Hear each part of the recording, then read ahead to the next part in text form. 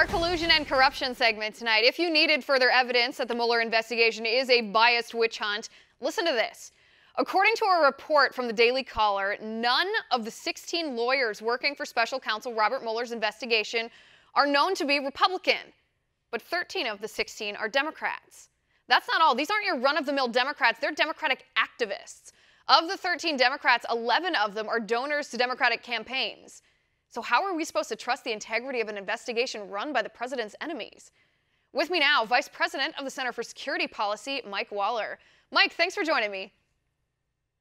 Good to be with you, Liz. Mike, this is a pretty incredible report coming from the Daily Caller. There actually are 17 lawyers that we know of that work for special counsel Robert Mueller. We only know 16, the political affiliation of 16. 13 of them are Democrats. 3 of them have no party affiliation. What do you make of this? Well, it's par for the course for the Justice Department, really, when you consider 97% of all Justice Department employees who gave political campaigns gave to Hillary Clinton. So it's really more of the same. Right. So, and I guess I'm of the opinion that people at the Justice Department can be Democrats and still do their jobs fairly. You don't have to be of the same political affiliation as the president in order to do a good job. You can separate your personal politics from your job. People do it every day. I have zero problem with that. I do have a problem with the bias that we've seen coming from the Mueller campaign.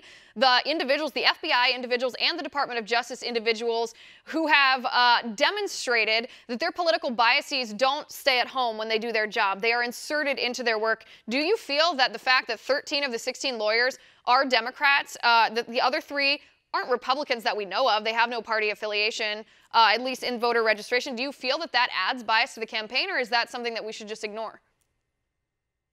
It does add bias because the whole nature of this is so politicized that it would be it's in the public interest to make sure that it's a thoroughly bipartisan panel or group of lawyers who are really doing a professional job and not a partisan hack job. The fact that Mueller, who by the way was a registered Republican, has picked all Democrats as party-affiliated lawyers on his team, it really speaks poorly of what's happening because it shows that there's no attempt to show a true even-handedness in these investigations. Right, and that's kind of my question is, Mueller himself is a registered Republican. You're correct. Why would he pick all lawyers who have an opposite political affiliation from the president? Because even if these individuals are above board, even if they are people of integrity and they don't let their political affiliation insert bias into their work, Mueller had to know that there was going to be the accusations. He had to know that there would be the appearance of that political bias. Why would he do that?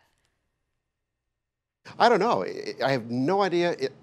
It's almost as if he needs political orthodoxy within his group to ensure against leaks because there is so much wrongdoing that he knows about that he has to keep some kind of cohesion on the team. It's as if he doesn't want, it's as if he doesn't trust people who are not liberal Democrat activist lawyers to be part of his investigation. It's really right, or it's almost as if he worries that if he were working with a team of Republicans and they found no evidence of collusion, the Democrats would come back and say, well, listen, you didn't find any evidence because you guys all share the same political affiliation as the president. So maybe he is overcompensating. Talk to me about the money, though. So like I said in the introduction, these are not just people who voted Democrats or who are registered on the voter rolls as Democrats. They are donors to Democratic campaigns, some of them to Hillary Clinton's campaigns. But at the state level, these lawyers have contributed $12,000 to Democrats. At the federal level, they have combined, all of their donations have equaled $65,000. That's a lot of money coming from individuals.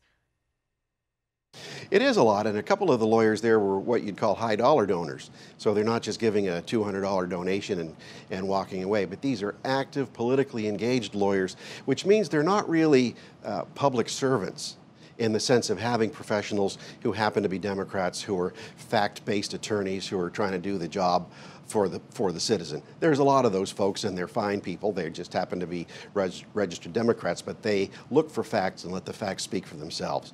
The trouble here is when you have high-dollar donors who are part of a political campaign, and it's investigating the opposite side in that same political campaign that they were donating to, this raises a lot of questions about the integrity of Mueller's team.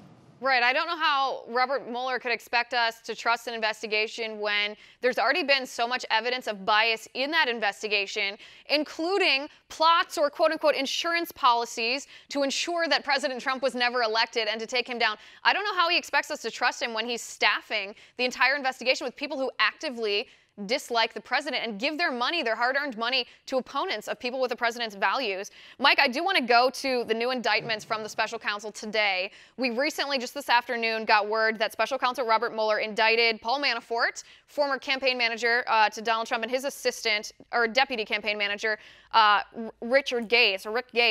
What do you make of this? These indictments, do they have anything to do with collusion between the Trump campaign and Russia?